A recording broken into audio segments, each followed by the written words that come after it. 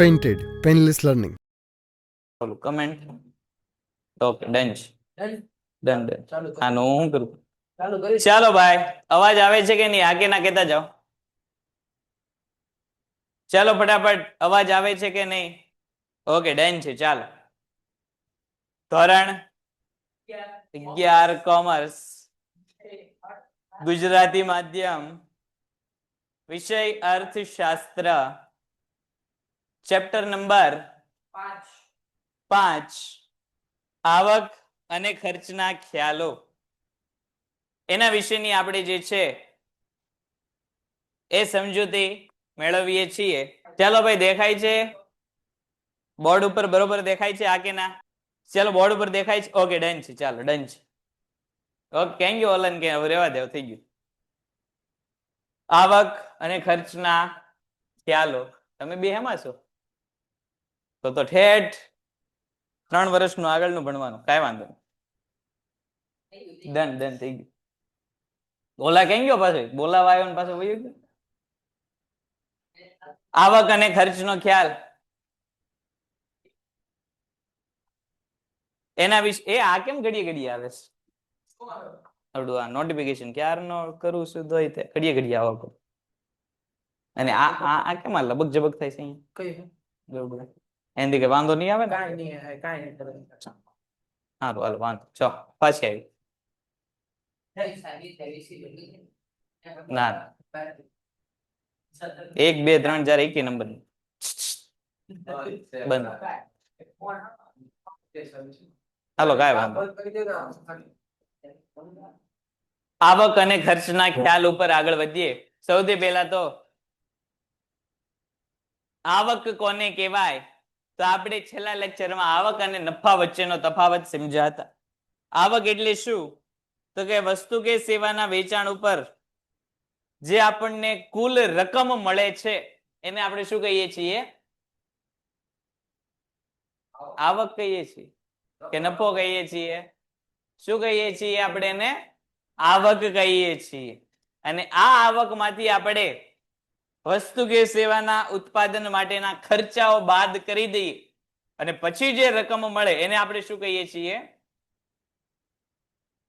નફો કહીએ છીએ તો આપણે જે છે અહીંયા અમુક પ્રકારના આવક અને ખર્ચની વાત કરવાની હતી જે અંતર્ગત સૌથી પહેલો એટલે કે વાસ્તવિક ખર્ચ ના મુદ્દાની આપણે ચર્ચા કરી હતી કે વાસ્તવિક ખર્ચ કહેવાય કોને તો કે વાસ્તવિક ખર્ચ એટલે એવો ખર્ચો કે જે ખર્ચમાં કઈ વસ્તુનો સમાવેશ થયો હોય તો કે જે ખર્ચમાં શ્રમિકોનો થાક કંટાળો ત્રાસ મૂડીપતિઓની મૂડી વાપરવાનો ત્યાગ અને બચત વગેરે વસ્તુનો સમાવેશ થયો હોય એને આપણે કયો ખર્ચ કહીએ છીએ વાસ્તવિક ખર્ચ કહીએ છીએ મૂડીપતિ એટલે ઉદ્યોગપતિ જે પૈસા રોકે છે તે રોકાણકાર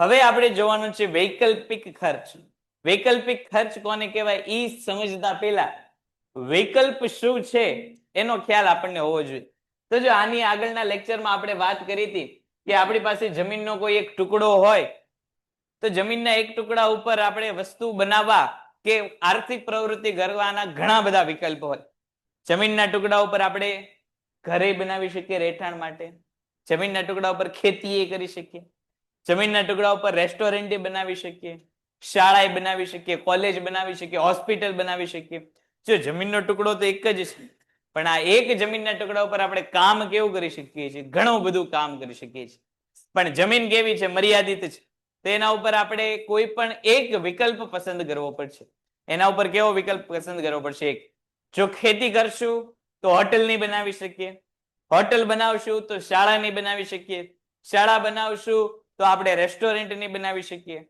તો આ બધા ઉપર જે છે આપણે કોઈ એક વિકલ્પ પસંદ કરવો પડશે તો જ્યારે કોઈ એક વિકલ્પ પસંદ કરી લઈએ અને એક વિકલ્પ પસંદ થઈ ગયા પછી બાકીના જેટલા વિકલ્પ જવા દેવા પડે એના ખર્ચને આપણે કયો ખર્ચ કહીએ છીએ વૈકલ્પિક ખર્ચ કહીએ છીએ કોઈ એક વિકલ્પ પસંદ કરીએ અને આ એક વિકલ્પ પસંદ કરવાને કારણે બાકીના જેટલા વિકલ્પો જવા દેવા પડે એને આપણે કેવા ખર્ચ કહીએ છીએ વૈકલ્પિક ખર્ચ કહીએ છીએ શું કહે છે વૈકલ્પિક ખર્ચ આપણને તો કે વૈકલ્પિક ખર્ચનો ખ્યાલ ઓસ્ટ્રિયન અર્થશાસ્ત્રીએ રજૂ કર્યો છે. તમને MCQ માં પૂછાય કે વૈકલ્પિક ખર્ચનો ખ્યાલ કોણે રજૂ કર્યો છે? ઓસ્ટ્રિયન અર્થશાસ્ત્રી, ઓસ્ટ્રિયન નામનો કોઈ દેશ હશે એના અર્થશાસ્ત્રીએ જે છે આ ખ્યાલ રજૂ કરેલો છે. શું એણે કીધેલું છે? પરંતુ તેનો વ્યવસ્થિત સ્વરૂપમાં તો માર્શલે રજૂ કર્યો છે. સૌથી પહેલો ઓસ્ટ્રિયન વ્યક્તિ અને પછી તે પાછળથી એનો ખ્યાલ કોણે આપી દીધો? માર્શલ. રજૂઆત કે તો ઓસ્ટ્રિયન, વ્યવસ્થિત રજૂઆત કે તો માર્શલ. પણ પછી MCQ માં જોવાનું, જો આપણને એક MCQ માં એવું પૂછેલું હોય કે વૈકલ્પિક ખર્ચનો ખ્યાલ કોણે રજૂ કર્યો છે અને એક પણ જગ્યાએ ઓસ્ટ્રિયન ન દેખાય અને માર્શલ દેખાય તો આપણે ટીક કોને કરી દેવાનું? માર્શલને ટીક કરી દેવાનું. પણ જો આપણને વિકલ્પમાં એવું કીધેલું હોય કે વ્યવસ્થિત સ્વરૂપે ખ્યાલ કોણે રજૂ કર્યો છે અને વિકલ્પમાં ઓસ્ટ્રિયન હોય અને માર્શલ હોય તો કોને પસંદ કરવાનો? તો માર્શલને પસંદ કરવાનો. જો આપણને એવું ન કીધું હોય કે વ્યવસ્થિત સ્વરૂપે કોણે રજૂ કર્યો, ખાલી એવું કીધું હોય કે વૈકલ્પિક ખર્ચ કોણે રજૂ કર્યો છે તો ઓસ્ટ્રિયન. ઓસ્ટ્રિયન ન હોય તો કોને પસંદ કરવાનો? માર્શલ. બે સાથે હશે નહીં. ઉત્પાદનના સાધનો એક કરતા વધારે વિકલ્પો ઉપયોગ ધરાવે છે તે હકીકત ઉપર આ ખ્યાલ આધારિત છે. હમણાં આપણે વાત કરી જમીનની, તો જમીન ઉપર ઘણું બધું બનાવી શકીએ તો એનો વૈકલ્પિક ઉપયોગ થઈ ગયો. શ્રમની વાત કરીએ તો શ્રમ પણ કેવો છે? વૈકલ્પિક ઉપયોગ વાળો છે. એટલે કે ભાઈ શ્રમિક વ્યક્તિ ઘણી બધી જગ્યાએ કામ કરી શકે.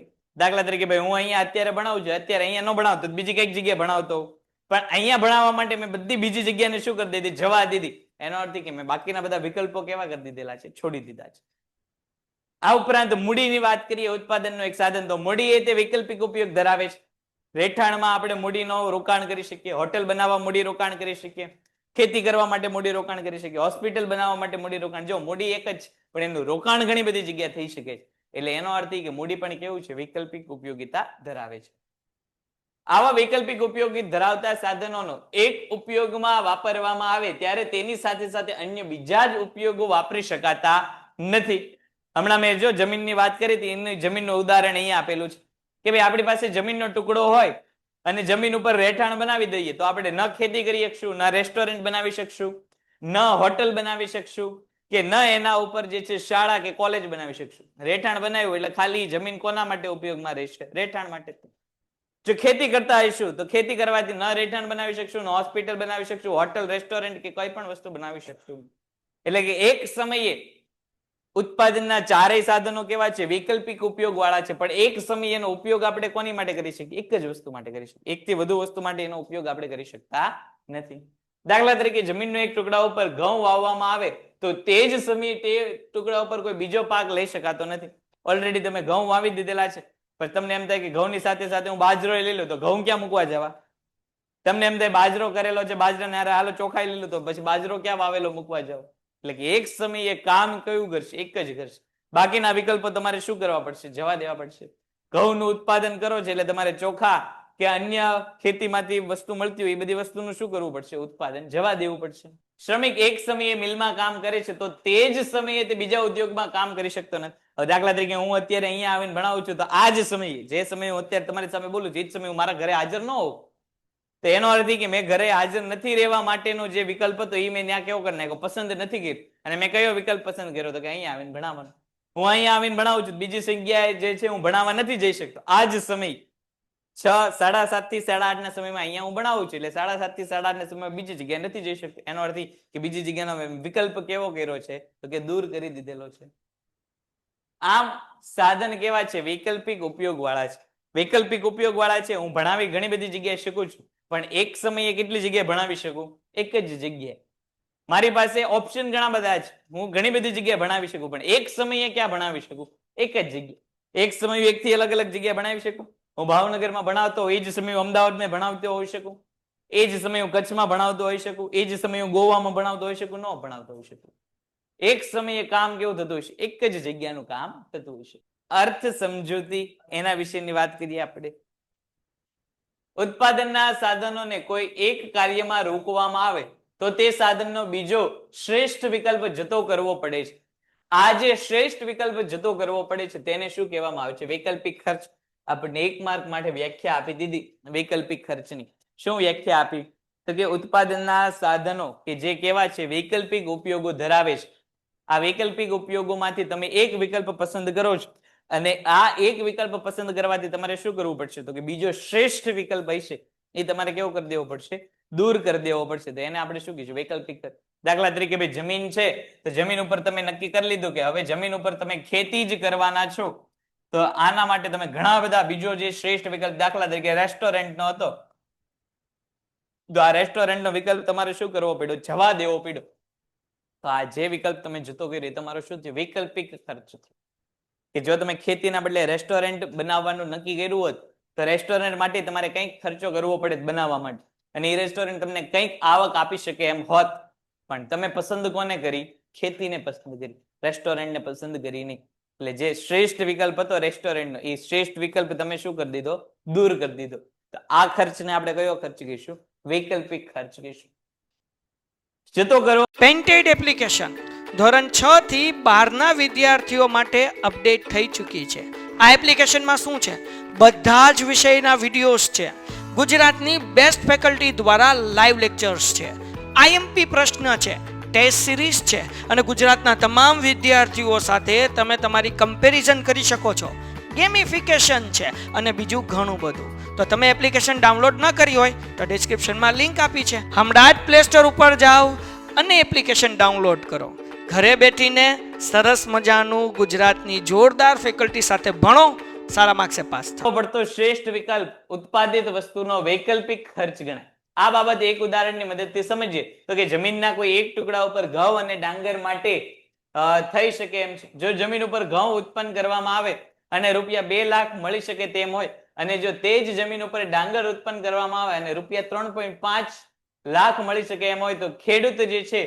એ વર્તન તર્કબદ્ધ છે લાભની દ્રષ્ટિએ વિચારીને ખેડૂત ઘઉંનું ઉત્પાદન જતું કરી છે જેમાં વધારે રકમ મળે છે તે ડાંગરનું ઉત્પાદન કરશે એટલે કે 3.5 લાખ રૂપિયા મેળવશે આ 3.5 લાખના ડાંગર માટે ખેડૂતે 2 લાખના ઘઉંનું ઉત્પાદન જતું કર્યું આ જતું કરેલું 2 લાખનું ઘઉંનું ઉત્પાદન એ 3.5 લાખના ડાંગરના ઉત્પાદનનો કેવો ખર્ચ ગણાય તો કે વૈકલ્પિક ખર્ચ ગણાય કે તમને ખબર હતી કે ભાઈ ઘઉં વાવશો તો ઘઉં વેચાશે ડાંગર વાવશો તો ડાંગરે વેચાશે પણ એમાંથી વધુ આવક કોનામાં મળે એમ છે તો કે ડાંગરમાં તો ઘઉંને દૂર કરીને આપણે શું કરવું છે ડાંગરનું જે છે ઉત્પાદન કરવું જોઈએ પછી આપણી આશા શું હોય તો કે ઓછામાં ઓછી આવક તો આપણને કેટલી મળવી જોઈએ તો કે જે વિકલ્પ આપણે છોડી દીધેલો છે ઓછામાં ઓછી એટલી આવક તો હોવી જોઈએ કે ડાંગરનું તમે ઉત્પાદન કરો છો તો તમારી આવક આશા શું હોય છે અપેક્ષા શું હોય છે તો કે ઓછામાં ઓછા તમે જે 2 લાખના ઘઉંનું ઉત્પાદન જતું કર્યું છે ઓછામાં ઓછા એનથી તો વધુ રકમ મળે જતે એવો તમારો આશય એ છે કે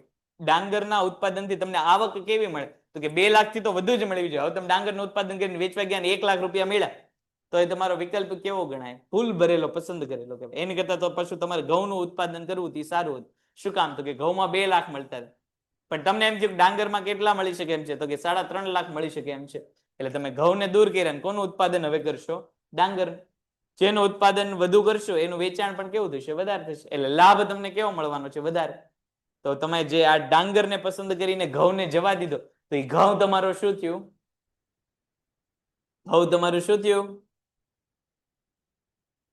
ઘઉં શું થયું તમારું વૈકલ્પિક ખર્ચ થયો ઘઉં શું થયો તમારો વૈકલ્પિક ખર્ચ થયો કારણ કે તમે પસંદ કોને કરી લીધા ડાંગરને કરી લીધા જેમ જેમ આગળ વધીએ એમ પસંદગીનો સમય આવશે હા ધંધો કરવો નોકરી કરવી કોલેજ પસંદ કરવામાં કઈ કોલેજમાં અભ્યાસ કરવો કોર્સ પસંદ કરવામાં કયો કોર્સમાં પસંદગી કરવી બીકોમ કરવું બીસીએ કરવું બીબીએ કરવું તો આ બધાની જેમ અહીંયા પણ તમારે શું કરવાનું છે પસંદગી કરવાની છે પણ આપણી પસંદ કેવી હોવી જોઈએ નફાકારક હોવી જોઈએ આપણી પસંદ કેવી હોવી જોઈએ નફાકારક જ્યાંથી વધુ નફો મળતો હોય માત્ર ને માત્ર કયો વિકલ્પ પસંદ કરવાનો તો કે એ જ તે વિકલ્પ પસંદ કરવાનો બેટા કયો પસંદ કરવાનો વિકલ્પ હે ત્યાંથી ઉભી થઈ જા તો હાલતો તું ઉભી થઈ જા હાલ ત્યાંથી ફટાફટ હાલ બાજુ ભાઈ જા બેગ વચ્ચે આમ લઈને તું આમ ભાઈ જતો હાલતો હાલ હાલ ફટાફટ હવે કેમ એટલી બધી ધીરી પડે હાલ ઉભી થા ફટાફટ હા બસ તો પસંદગી આપણી કેવી હોવી જોઈએ નફાકારક હોવી જોઈએ કેવી હોવી જોઈએ નફાકારક તમને ખબર છે કે એક જગ્યાએથી 2 લાખની આવક થાય છે એક જગ્યાએથી 3.5 લાખની આવક થાય છે તો આપણે પસંદ કોને કરે ભાઈ લાખ 3.5 લાખ ને પસંદ કરો. શું કામ? તો કે આપણને આવક કેવી મળે છે? વધારે. હવે દાખલા તરીકે ઘઉંમાંથી 2 લાખ મળે છે, ડાંગરમાંથી 3.5 લાખ મળે છે. તમે બટેટાનું ઉત્પાદન કરો તો 6 લાખ મળે છે. તો પસંદ કોને કરી નાખવાના? બટેટાને. કારણ કે એ આપણો કેવો વિકલ્પ છે? શ્રેષ્ઠ વિકલ્પ છે. તો તમે બટેટા પસંદ કર્યા એટલે ડાંગરને તમે શું કરી દીધી? ખેતરમાંથી દૂર કરી દીધી. તો એ ડાંગર તમારા માટે શું થયો? વૈકલ્પિક ખર્ચ થયો. તમે એક વિકલ્પ પસંદ કરવા માટે બીજો શ્રેષ્ઠ વિકલ્પ કેવો કરી નાખ્યો? દૂર કરી દીધો. એટલે એ તમારો વૈકલ્પિક ખર્ચ. ચાલો, અહીંયા વૈકલ્પિક ખર્ચમાં કોઈને કઈ પ્રશ્ન કરા? હવે કોઈને એવું છે કે વૈકલ્પિક ખર્ચ સમજાણું નથી? જે ઉત્પાદનના સાધનો વૈકલ્પિક ઉપયોગિતા ધરાવે છે, આ વૈકલ્પિક ઉપયોગિતા ધરાવતા સાધનોમાં કોઈ એક વિકલ્પ પસંદ કરવાથી બીજા જે શ્રેષ્ઠ વિકલ્પ જતા કરવા પડે છે, તો આ જે જતા કરવા પડતા વિકલ્પો છે એ કેવા વિકલ્પો ગણાય? વૈકલ્પિક ખર્ચ ગણાય. ખ્યાલ આવ્યો તમને? ખ્યાલ આવ્યો તમને? ચાલો, ઓનલાઈન વાળાને ખ્યાલ આવ્યો? ફટાફટ હા કે ના? જૈનમ. બીજાને ચાલો ફટાફટ હા કે ના? હા કે ના? વૈકલ્પિક ખર્ચ. જો આ વૈકલ્પિક ખર્ચ એટલા માટે જરૂરી છે કે આ વૈકલ્પિક ખર્ચથી જ તે આગળના ચેપ્ટરમાં આપણે ચાલશું ત્યારે ફરીવાર વૈકલ્પિક ખર્ચ આવશે. એટલે જો તમને અહીંયા એકવાર ખબર પડી ગઈ વૈકલ્પિક ખર્ચ એટલે શું, તો આગળના ચેપ્ટર આપણા માટે કેવા થઈ જશે? Easy easy. કેવા થઈ જશે? Easy easy. કેવા થશે? Easy easy. કેવા? કેવા? કેવા? બોલ, કેવા થશે? લે, સરળ નહીં થાય, ઈજી ઈજી થશે. કેવા થશે? કાલ આવતી નહીં. ચાલો, વૈકલ્પિક ખર્ચના માપનની મુશ્કેલી. હવે વૈકલ્પિક ખર્ચ માપવામાં કેવો છે? તો કે મુશ્કેલ છે. કઈ રીતે મુશ્કેલ? તો એના બે કારણ આપેલા છે. પહેલું કારણ, જો ઉત્પાદનનું કોઈ એક સાધન માત્ર એક જ ઉપયોગ ધરાવતું હોય તો તેનો વૈકલ્પિક ખર્ચ નક્કી કરી શકાતો નથી. વૈકલ્પિક ખર્ચ નક્કી કોના માટે થાય? તો કે જ્યાં ઘણા બધા વિકલ્પ હોય, જ્યાં ઘણા બધા વિકલ્પ હોય એના માટે વૈકલ્પિક ખર્ચ નક્કી થાય. પણ જ્યાં વિકલ્પો હોય જ નહીં ત્યાં વૈકલ્પિક ખર્ચ આવે. દાખલા તરીકે જમીનનો કોઈ એક ટુકડો છે, એ જમીનનો એક ટુકડો માત્ર ને માત્ર ખેતીમાં જ કામ લાગી શકે એમ છે. એ જમીન ઉપર ન તમે ઘર બનાવી શકો, ન રેસ્ટોરન્ટ બનાવી શકો, ન હોસ્પિટલ બનાવી શકો, ન હોટલ બનાવી શકો, એવું તમે કાંઈ બનાવી શકતા નથી. માત્ર ને માત્ર તમે શું કરી શકો છો? ખેતી જ કરી શકો છો. તો એ જમીનના ટુકડા માટે વૈકલ્પિક ખર્ચ માપી શકાય? ન માપી શકાય. કારણ કે એની માટે એકમાત્ર વિકલ્પ કયો છે? તો કે ખેતી કરવાનો. એની પાસે અન્ય કોઈ વિકલ્પ છે? તો કે નથી. તો એવો વૈકલ્પિક ખર્ચ તમને જે છે એ ધ્યાનમાં આવશે. એટલે કે જે વસ્તુનો માત્ર ને માત્ર કેટલો ઉપયોગ થઈ શકતો હોય, એક અને એક જ ઉપયોગ થઈ શકતો હોય, એનો વૈકલ્પિક ખર્ચ હોય નહીં. આપણા મગજનો વૈકલ્પિક ખર્ચ હોય? હોય? હોય? તમારા મગજનો વૈકલ્પિક ખર્ચ હોય?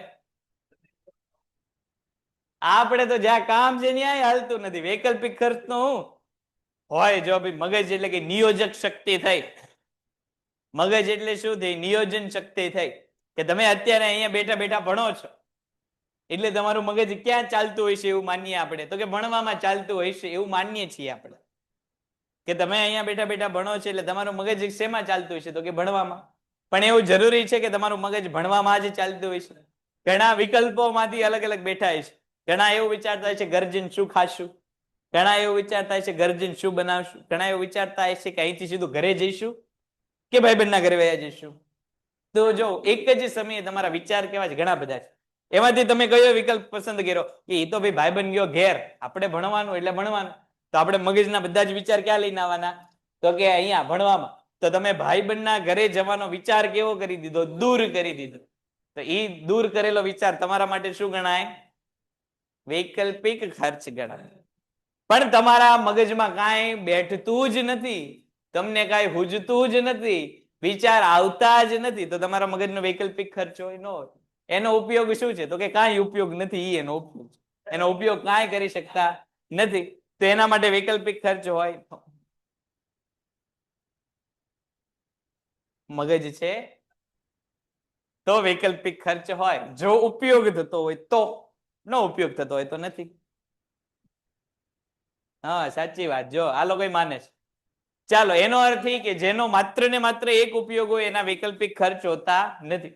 બીજો મુદ્દો, વિશિષ્ટ ઉપયોગિતા વાળા સાધનો. જ્યારે ઉત્પાદનના સાધનો વિશિષ્ટ પ્રકારના એટલે કે સ્પેશિયલ ફેક્ટર વાળા હોય ત્યારે આ ખ્યાલ ઉપયોગી બનતો નથી. ત્યારે આવા વિશિષ્ટ ઉપયોગિતા વાળા સાધનોનું વળતર તેના વૈકલ્પિક ખર્ચના આધારે નહીં પરંતુ તે સાધનની માંગના આધારે નક્કી થાય છે. જો મેં હમણાં વાત કરી હતી કે ભાઈ આપણી પાસે સ્પેસિફિક વાહ સર મને ખ્યાલ છે તો હું જોતો તો કેટલાનું ધ્યાન છે.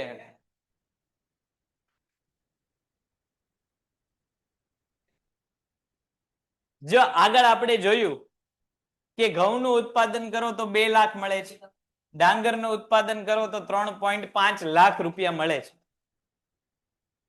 એટલે આપણને જ્યારે આ બે વિકલ્પમાંથી પસંદ કરવાનું કીધું એટલે આપણે કોને પસંદ કરી લીધો?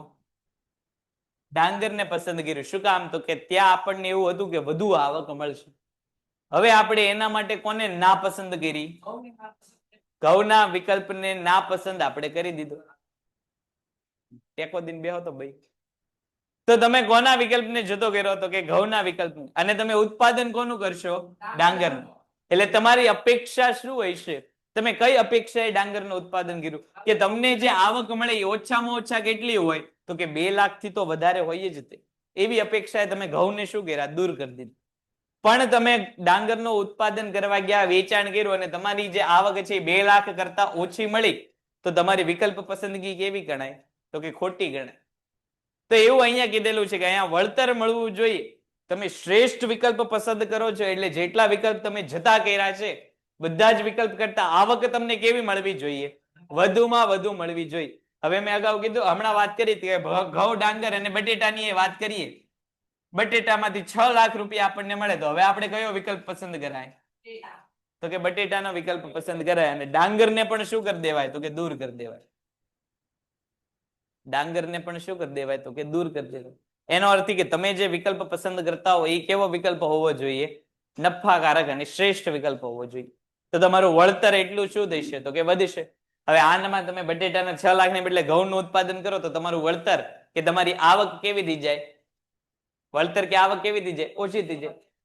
ઘઉં બટેટા કરતા ડાંગર કરો પસંદગી તો એનું પણ તમારી આવક કેવી થઈ જાય? ઓછી થઈ જાય. પણ તમે પસંદ કોને કર્યું? બટેટાને કર્યું. એટલે તમારી આવક અથવા તો વળતર કેવું હોય છે? વધારે હશે. તો વૈકલ્પિક ખર્ચ આપણને શું શીખવે છે? તો કે આપણી પસંદગી કેવી હોવી જોઈએ? તો કે વધુ વળતર આપતી હોય એવી. પણ આ ખ્યાલ કોને લાગુ નથી પડતો? તો કે જે વસ્તુનો વિશિષ્ટ ઉપયોગ છે એના ઉપર આ ખ્યાલ લાગુ પડતો નથી. વિશિષ્ટ ઉપયોગ એટલે શું? તો કે એ વસ્તુ અન્ય વસ્તુઓ કરતા કેવી હશે? કંઈક સારી કે કંઈક અલગ પ્રકારની હશે. જો અહીંયા તમને ઉદાહરણ આપેલું છે. Thank you. દાખલા તરીકે કોમ્પ્યુટરના વિશિષ્ટ આવડત ધરાવતા વ્યક્તિઓ, અણુશક્તિના જ્ઞાન ધરાવતા વૈજ્ઞાનિકો. હવે જો વૈજ્ઞાનિકો પાસે ઘણા બધા વિકલ્પો હોય, ઘણી બધી જગ્યાએ કામ કરી શકે, પણ ઈ શેમાં નિષ્ણાંત છે? તો કે અણુશક્તિમાં નિષ્ણાંત છે. તો દેશમાં અણુશક્તિને લગતા કામ ની કેટલી જરૂરિયાત છે એના આધારે એનું વળતર થશે. જો દેશમાં અણુશક્તિનું કામ જાણતા હોય એવા લોકોની વધુ જરૂરિયાત હોય તો આવા લોકોને આવક કેવી મળે? વધારે મળે. જો અણુશક્તિ ધરાવતા લોકોની જરૂરિયાત ઓછી હોય તો આવક કેવી મળશે? ઓછી મળશે. કોમ્પ્યુટરના જાણકાર કે આવડત ધરાવતા લોકોની જે છે માંગ વધુ હોય તેમની આવક કેવી મળશે? વધુ મળશે. માંગ ઓછી હોય તો આવક કેવી મળે? ઓછી મળે. એમાં વૈકલ્પિક ખર્ચ જોવામાં આવતો નથી કે એક કંપનીમાં કામ કરીને 30,000 રૂપિયા મહિને કમાય છે, એની બદલે બીજી કંપનીમાં જાય તો 60,000 મળશે. એવું અહીંયા જોવામાં આવતું નથી. અહીંયા કોના ઉપર આધાર હશે? તો કે એની માંગ કેટલી છે એના ઉપર એનો આધાર હશે. એટલે કે પહેલો મુદ્દો એવું કે જેમાં માત્ર ને માત્ર એક જ કામ થઈ શકે છે એમાંનો વૈકલ્પિક ખર્ચ ગણી શકાતો નથી. અને બીજું કોનું? તો કે જેનામાં વિશિષ્ટ આવડત છે એનો આપણે વૈકલ્પિક ખર્ચ શોધી શકવાના નથી. કારણ કે એની આવડત કેવી છે? સામાન્ય જનતા કે સામાન્ય લોકો કરતા કે સામાન્ય વસ્તુ કરતા કંઈક અલગ છે. ખ્યાલ આવ્યા બંને મુદ્દા? આ કે ના? ચાલો આગળ વધીએ. પછીનું નાણાકીય ખર્ચ. જો હવે આપણા અર્થશાસ્ત્ર માટે જરૂરી એવો ખર્ચ આવ્યો આપણી માટે નાણાકીય ખર્ચ. અત્યાર સુધીના જે ખર્ચા હતા એ બધા કેવા હતા?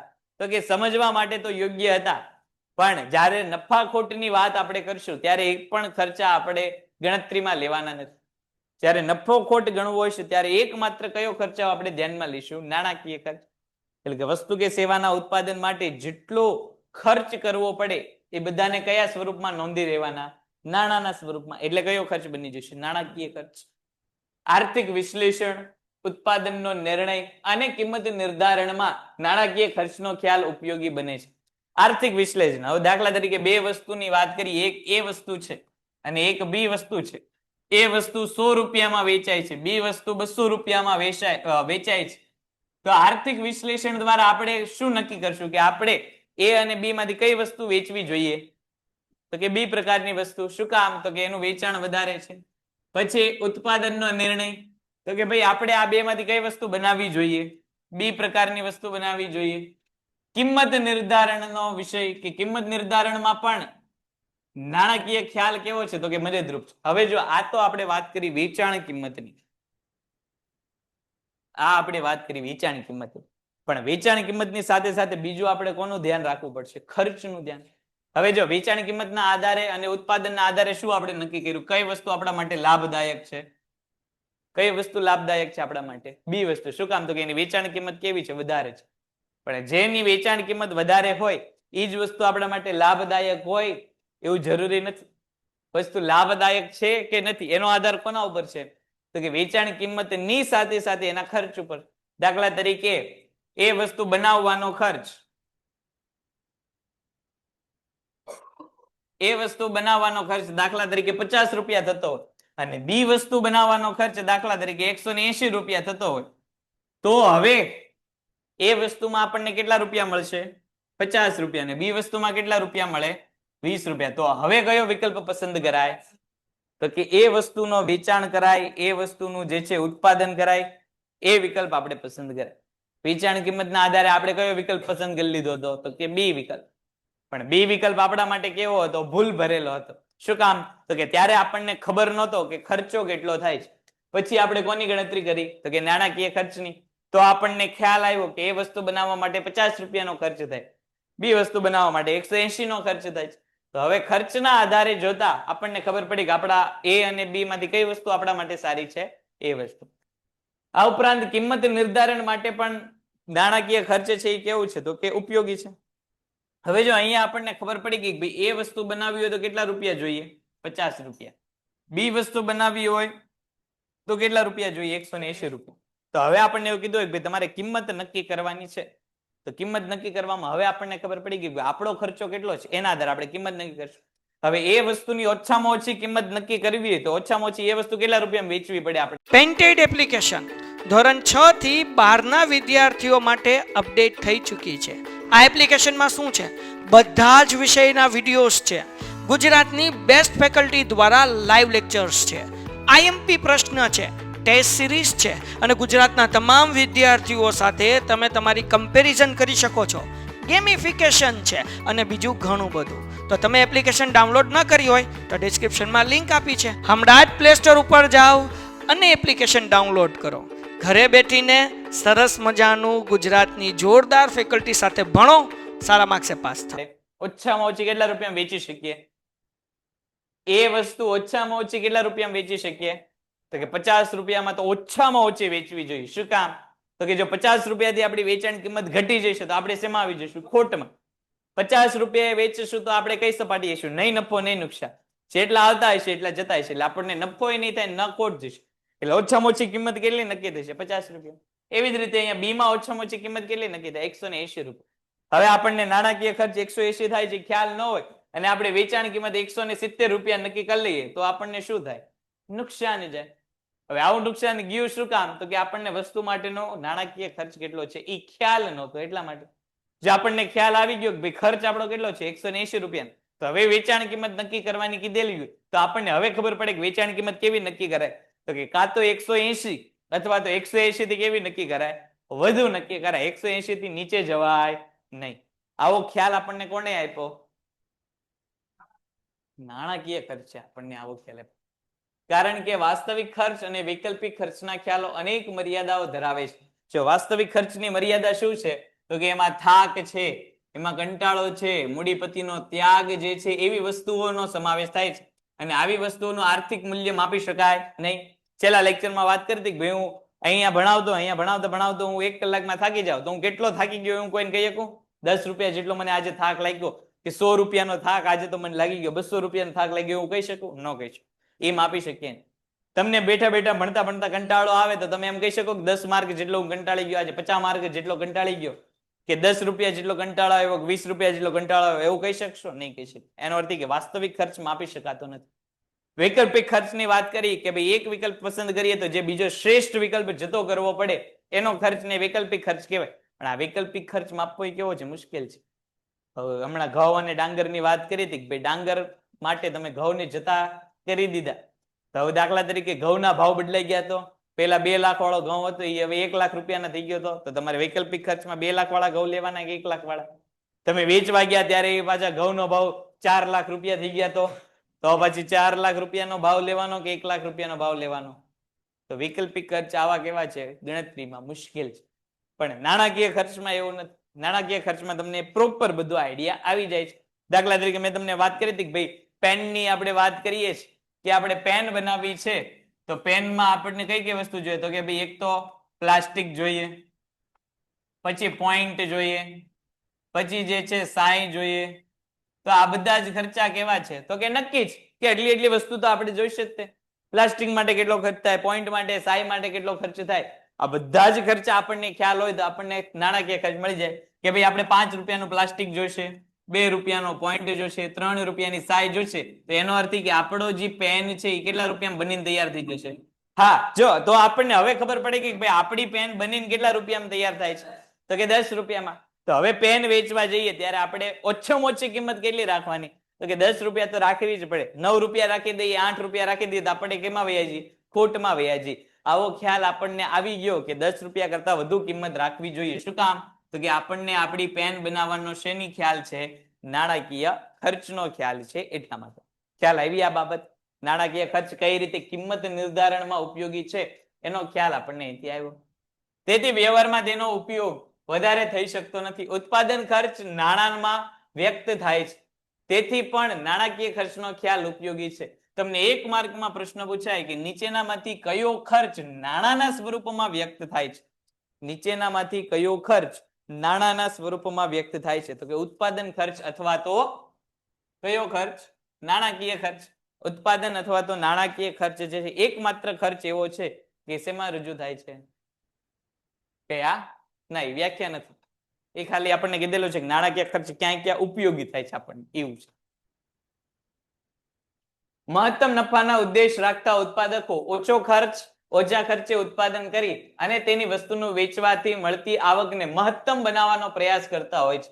ઉત્પાદન પ્રક્રિયામાં નફાના સ્વરૂપમાં જે ખર્ચાઓ થતા હોય છે તેને નાણાકીય ખર્ચ કહેવામાં આવે છે. હવે નીચે ઉદાહરણ આપેલું છે, પણ આપણે તો આપણું ઉદાહરણ જોઈ લીધું કે હવે અહીંયા ઉત્પાદકને ખબર પડી ગઈ કે ભાઈ એની પેન જે છે કેટલા રૂપિયામાં બનીને આવે છે? તો કે 10 રૂપિયામાં. હવે દાખલા તરીકે એ પેન 20 રૂપિયામાં વેચતો હોય તો એને નફો કેટલો થાય?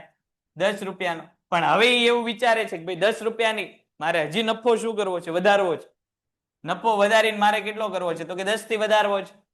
તો હવે એ દાખલા તરીકે એવું વિચારે કે 20 ની બદલે આપણે પેન જે છે 25 રૂપિયામાં વેચવા માંડી, તો પણ એને ખ્યાલ આવે કે ભાઈ આપણી જેવી પેન બીજા લોકો તો કેટલામાં વેચે છે? 20 માં જ વેચે છે. એટલે જે 20 ને બદલે ભાવ 25 રૂપિયા કરશે તો એની પેન કોઈ લેશે નહીં. એનો અર્થ કે ઈ જે છે એ વેચાણ કિંમતમાં કોઈ ફેરફાર કરી શકશે નહીં. હવે એને વેચાણ કિંમતમાં ફેરફાર નથી કરવો અને નફો પણ શું કરવો છે? તો કે નફો પણ વધારવો છે. તો એને શું કરવું પડશે? તો કે એને એનો જે ખર્ચ જે છે આ ખર્ચમાં શું કરવો પડે? ઘટાડવો પડે. તો એની માટે એને જોવું પડે કે એના ખર્ચા કયા કયા છે. તો કે એને ખબર છે કે ભાઈ પેન બનાવી છે તો પેન બનાવવા માટે મુખ્ય 3 પ્રકારના ખર્ચા છે. કયા કયા? તો કે પ્લાસ્ટિકનો, સાઈનો અને પોઈન્ટનો. તો આ ત્રણેય ખર્ચામાંથી કયો ખર્ચો ઘટાડી શકાય? તો કે ભાઈ સૌથી વધારે કયો ખર્ચો છે? તો કે પ્લાસ્ટિક. તો આપણે એવું કરી શકીએ કે ભાઈ પ્લાસ્ટિક કંઈક સસ્તામાં મળે એવી પ્રવૃત્તિ કંઈક કરીએ. ઘણા બીજા હોલસેલર ને મળીએ, બીજી જગ્યાએ જઈએ પ્લાસ્ટિક ઓછું મળે. હવે દાખલા તરીકે એને એવું પ્લાસ્ટિક મળી ગયું કે 5 રૂપિયાની બદલે એક પેન બનાવવા માટે 3 રૂપિયામાં પ્લાસ્ટિક આપે છે. તો હવે એનો કેટલો ખર્ચ થઈ ગયો? તો જે પેલા એનો 10 રૂપિયાનો ખર્ચ હતો એ ઘટીને હવે કેટલો થઈ ગયો? 8 રૂપિયા. હવે 8 રૂપિયા વાળી પેન વેચે છે કેટલા રૂપિયામાં? 20 રૂપિયામાં. એનો જે પેલા નફો 10 રૂપિયા હતો એ વધીને કેટલો થઈ ગયો? 12 રૂપિયા. હવે આવો નફો વધ્યો. શું કામ વધ્યો? તો કે એને ખર્ચમાં શું કર્યો? ઘટાડો કર્યો. હવે ખર્ચ કેટલો ઘટાડવો અને ક્યાં ઘટાડવો એનો ખ્યાલ એને કોને આપ્યો? નાણાકીય ખર્ચ. ચાલો અહીંયા સુધી ખ્યાલ આવ્યો નાણાકીય ખર્ચ શા માટે જરૂરી છે, કોનું ઉત્પાદન કરવું, કેટલું ઉત્પાદન કરવું, કેટલી કિંમતે વેચાણ કરવું, બધું જ જાણવું હોય તો કોનો આધાર આપવો પડે આપણે? નાણાકીય ખર્ચ. ખ્યાલ આવે છે અહીંયા સુધીમાં? અને ખ્યાલ આવ્યો? શું ખ્યાલ આવ્યો? તને શું ખ્યાલ આવ્યો? એ બધા તો ઠીક છે જે એવું. તને શું ખ્યાલ આવ્યો? શું સમજાયું મેં? નાણાકીય ખર્ચ સમજાયો? કોણ સારું છે ત્રણેયમાંથી? ત્રણેયમાંથી કોણ સારું છે? તમ ત્રણ નહીં, આ ત્રણ ખર્ચમાંથી કોણ સારું? વૈકલ્પિક ખર્ચ સારો, નાણાકીય ખર્ચ સારો કે વાસ્તવિક ખર્ચ સારો? કયો ખર્ચ આપણા માટે કામનો છે? આપણા માટે કયો ખર્ચ સારો છે? હે? ચાલો કોને ખ્યાલ આવ્યો ભાઈ આપણા માટે? હે? જે સમજતા હોય સારો હોય ને. નાણાકીય ખર્ચ. વાસ્તવિક ખર્ચ માપી શકાય નહીં, વૈકલ્પિક ખર્ચ માપી શકાય નહીં, પણ નાણાકીય ખર્ચ નાણાના સ્વરૂપમાં માપી શકાય છે. માટે આપણે જે છે એ આર્થિક વિશ્લેષણ કરવા, આર્થિક નિર્ણયો લેવા અને વસ્તુની કિંમત નક્કી કરવા બધી જગ્યાએ કયા ખર્ચનો ઉપયોગ કરશું? નાણાકીય ખર્ચનો. ચાલો આગળ વધીએ. ટૂંકા ગાળાના અને લાંબા ગાળાના ખર્ચા. સમયના આધારે ખર્ચના કેટલા પ્રકાર? એવું આપણને MCQ માં પૂછે તો કેટલા પ્રકાર? 3. કયા કયા? તો સમયના આધારે કોઈ આપણને એવું પૂછે કે સમય આધારે ખર્ચના કેટલા પ્રકાર? તો 2 પ્રકાર. ટૂંકા ગાળાનો ખર્ચ અને લાંબા ગાળાનો ખર્ચ. સમયના આધારે કેટલા પ્રકાર? 2 પ્રકાર. સવાલ શું પૂછું છું એ તો સાંભળ બેટા. મેં તને સમયના આધારે પૂછ્યું. સમયના આધારે કેટલા ખર્ચા? 2. ટૂંકો ગાળો અને લાંબો ગાળો. નામ ઉપરથી ખબર પડે જે ખર્ચા ટૂંકા ગાળા માટે થતા હોય એ ટૂંકા ગાળાના ખર્ચા, જે ખર્ચા લાંબા ગાળા માટે થતા હોય લાંબા ગાળાના ખર્ચા. હવે આ ટૂંકા ગાળાના ખર્ચા ક્યાં થાય અને લાંબા ગાળાના ખર્ચા ક્યાં થાય એ સમજતા પહેલા તમારે અમુક વસ્તુનું જે છે સમજણ હોવી જરૂરી છે. દાખલા તરીકે ભાઈ ચાલુ મિલકતો અને કાયમી મિલકતો. જો તમને એનો ખ્યાલ આવી જાય તો તમને આ ખર્ચ તરત સમજાઈ જશે. હવે ચાલુ મિલકતો કોને કહેવાય? ટૂંકા ગાળાની. ટૂંકા ગાળાની હોય તો સાચી વાત છે. ચાલુ મિલકત બેટા કોને કહેશું આપણે? ચાલુ મિલકત. કોને કહેશું?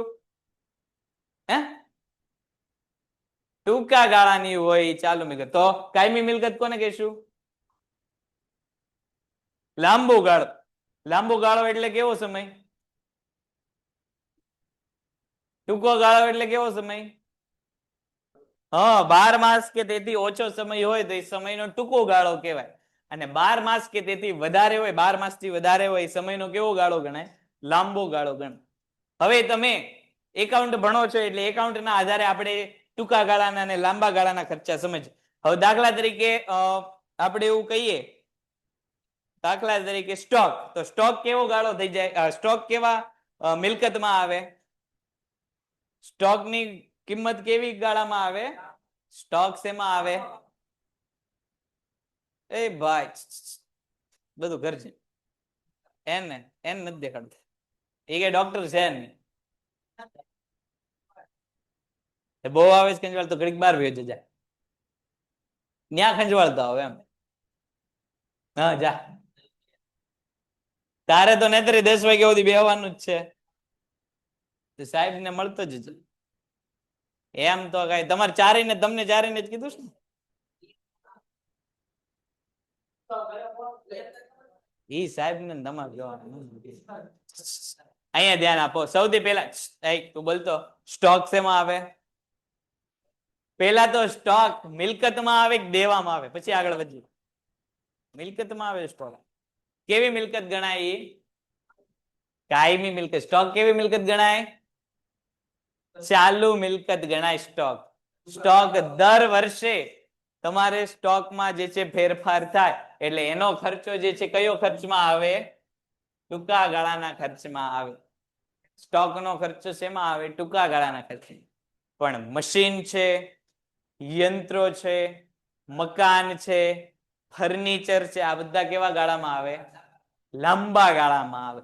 કારણ કે એનો ખર્ચનો લાભ આપણને કેવો થવાનો છે? 1 થી વધુ સમય માટે, 1 થી વધુ વર્ષ માટે. તો જે ખર્ચનો લાભ આપણને 12 માસ કે તેથી ઓછા સમય માટે થતો હોય એ કેવા ગાળાનો ખર્ચ ગણાય? ટૂંકા ગાળાનો. જે ખર્ચનો લાભ આપણને 12 થી વધુ માસ માટે થવાનો હોય, 12 માસથી વધારે માસ માટે થવાનો હોય, એ કેવા ગાળાનો ખર્ચ ગણાય? લાંબા ગાળાનો ખર્ચ. સમયગાળાના આધારે પણ ટૂંકા ગાળામાં નાણાકીય ખર્ચો રજૂ કરવામાં આવે છે. ઉત્પાદનના કેટલાક સાધનો એવા છે જેના પ્રમાણમાં સહેલાઈથી ફેરફાર કરી શકાય છે. હવે ઉત્પાદનના સાધનોમાંથી તમે વિચારી શકો કે કયા સાધનને ટૂંકા ગાળામાં ફેરવી શકાય. જમીનને ટૂંકા ગાળામાં ફેરફાર લાવી શકાય, મૂડીમાં ટૂંકા ગાળામાં ફેરફાર લાવી શકાય, શ્રમમાં ટૂંકા ગાળામાં ફેરફાર લાવી શકાય, નિયોજનમાં ટૂંકા ગાળામાં ફેરફાર. સૌથી વધુ ટૂંકા ગાળામાં ફેરફાર કોનામાં લાવી શકાય? તો સૌથી વધુ સરળતાથી ફેરફાર શ્રમમાં લાવી શકાય. કે ભાઈ પહેલા 10 લોકો કામ કરતા હોય, બીજા દિવસે તમે 20 લોકોને બોલાવી લે, તો તમારા શ્રમના પુરવઠામાં શું થઈ ગયો? વધારો ઘટાડો. પણ જમીનમાં એવું છે કે આજે 1 વીઘા છે ને કાલને કાલ તમે બીજી વીઘા લઈ શકવાના. પૈસા હોય તો વાત અલગ છે, પણ આમ સાઈઝ વધારવી એ કેવી છે જમીનની? તો કે મુશ્કેલ છે. ઉત્પાદનના સાધનોમાં સાધનોનું પ્રમાણ બદલાતા ઉત્પાદનનું પ્રમાણ પણ બદલાય છે. કાચો માલ છે, વધારાના શ્રમિકો છે, બળતણ છે, વગેરે સાધનોનું પ્રમાણ ટૂંકા ગાળામાં બદલી શકાતું હોવાથી અસ્થિર સાધનો કહેવાય. આ કેવા સાધનો કહેવાય? અસ્થિર સાધનો. તો જો તમે જે ચાલુ મિલકતો કીધી, આ ચાલુ મિલકતોનું બીજું નામ એટલે કેવા સાધનો? અસ્થિર સાધનો. જે મિલકતો તમને ટૂંકા ગાળામાં મળી જતી હોય, એને આપણે શું કહીશું?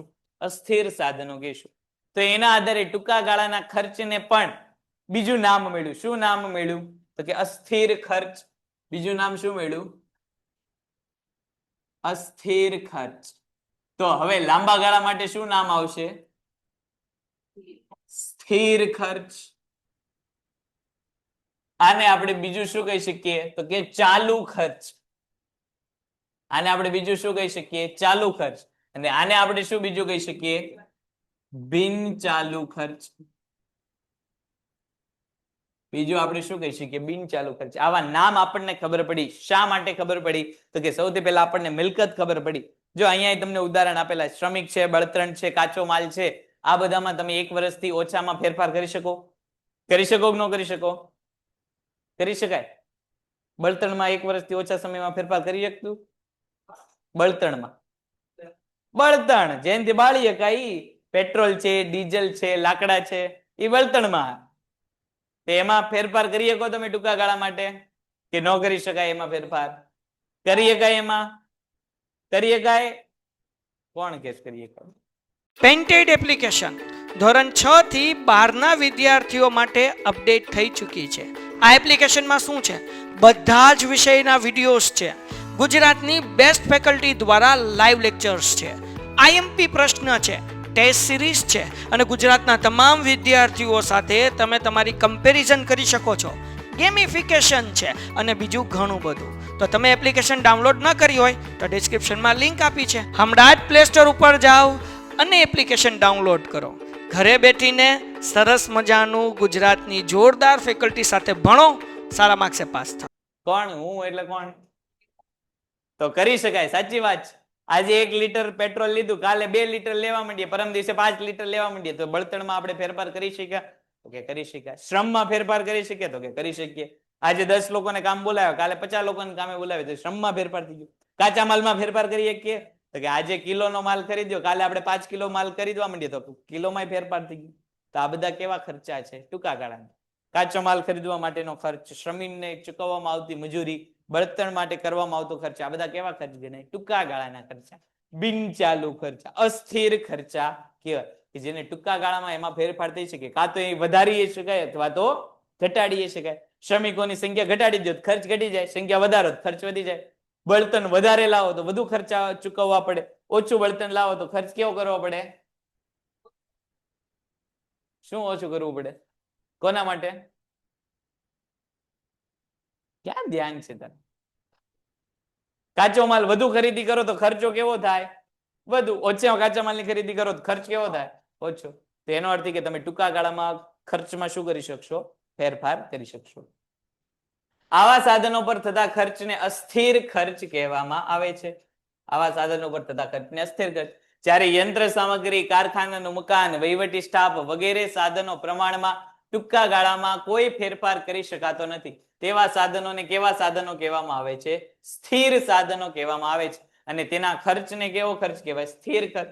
હવે દાખલા તરીકે આપણે મકાન છે તો મકાનમાં 1 દિવસ કે 2 દિવસમાં એની સંખ્યામાં કે એના કદમાં ફેરફાર કરી શકશું?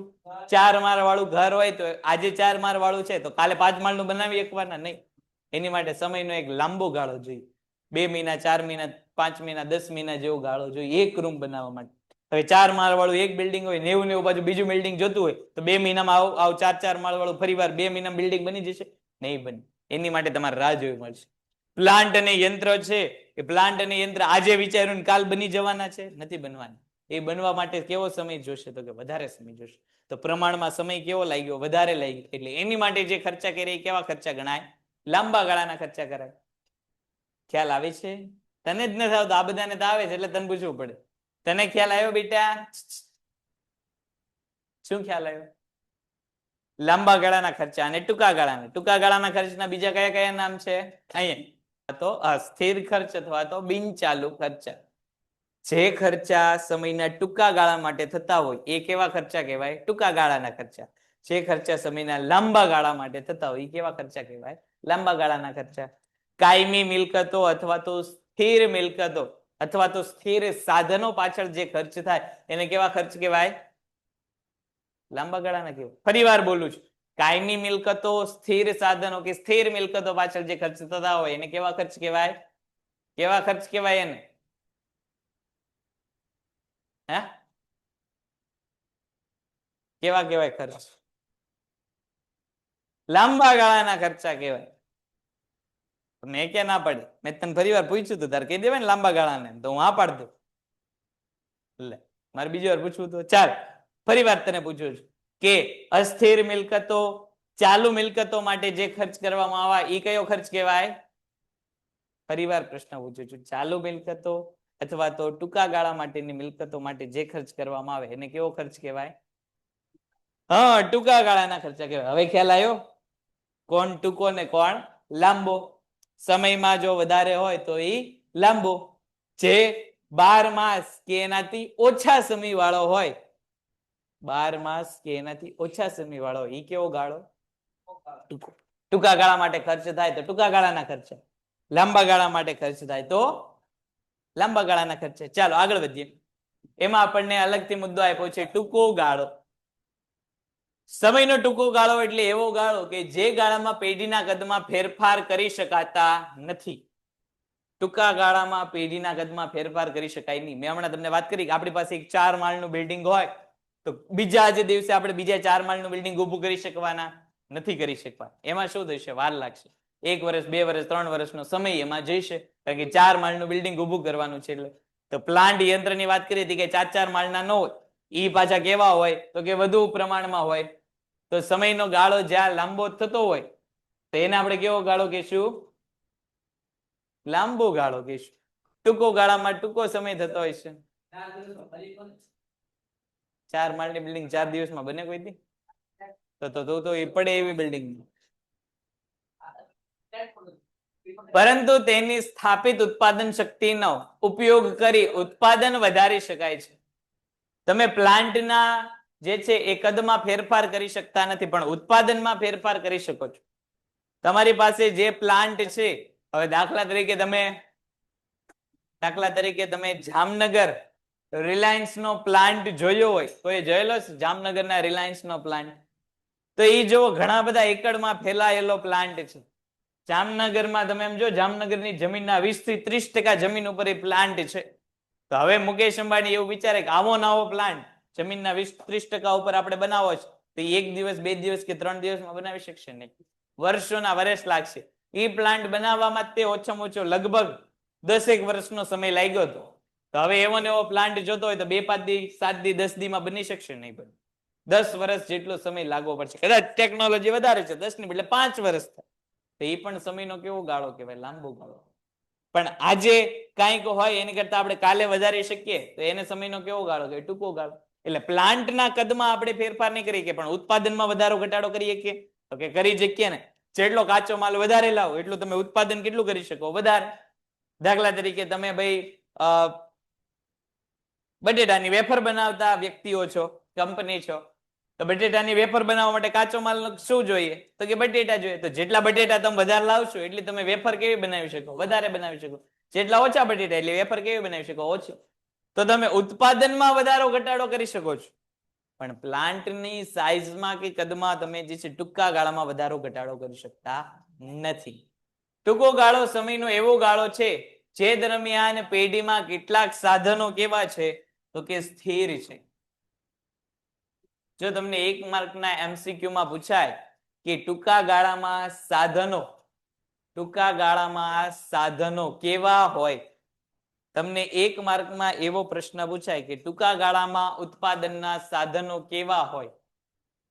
કેવા હોય? ટૂંકા ગાળામાં ઉત્પાદનના સાધનો કેવા હોય? ટૂંકા ગાળામાં